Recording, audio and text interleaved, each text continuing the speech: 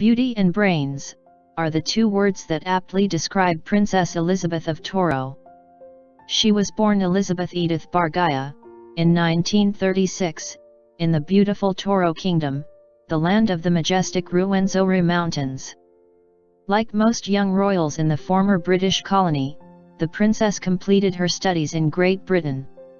She graduated in law from Cambridge University, and later became the first East African woman barrister admitted to the English bar, and the first female lawyer in Uganda. At the invitation of Princess Margaret of Britain, Princess Elizabeth modelled at the Commonwealth Fashion Show of 1967. From then on, it was a quick climb to the top of the fashion world. She soon moved to New York, after Jacqueline Kennedy Onassis convinced her that it was the right step for her modeling and acting ambitions. She modeled for big names such as Life magazine, Vogue, and Harper's Bazaar, for which she became one of the first black women to grace the cover. With the spotlight shining so bright on her, the sky was the limit. But Princess Elizabeth had been groomed from childhood to live a life of service to her people. That was her royal duty. And so, when opportunity to return to Uganda knocked, she flung the door wide open. Abandoning her thriving modeling career, she returned home to take up a job as the Minister of Foreign Affairs, in the government of the bloodthirsty dictator, Idi Amin.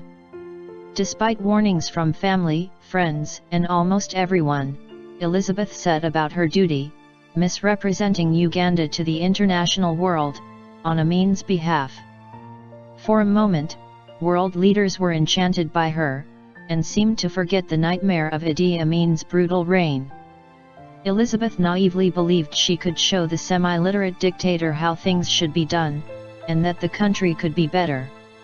She would soon realize that by working for a man as ruthless and brutal as he, she was only contributing to the agony of millions of people.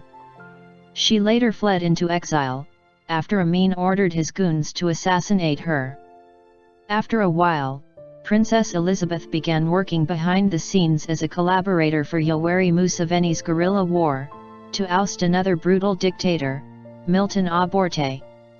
In 1986, after Museveni took power, she returned to serve as Uganda's ambassador to the United States.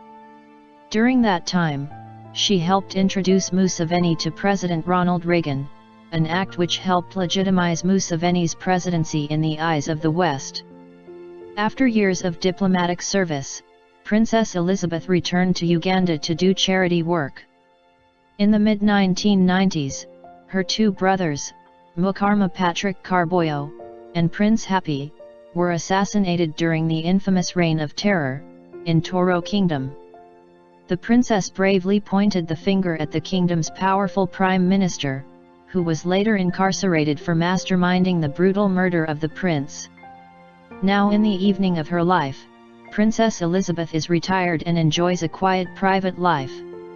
She was widowed in 1988, after only 6 years of marriage. She never remarried and never had any children. The princess will always be remembered as an icon, a modern legend, who lived her life, setting precedents.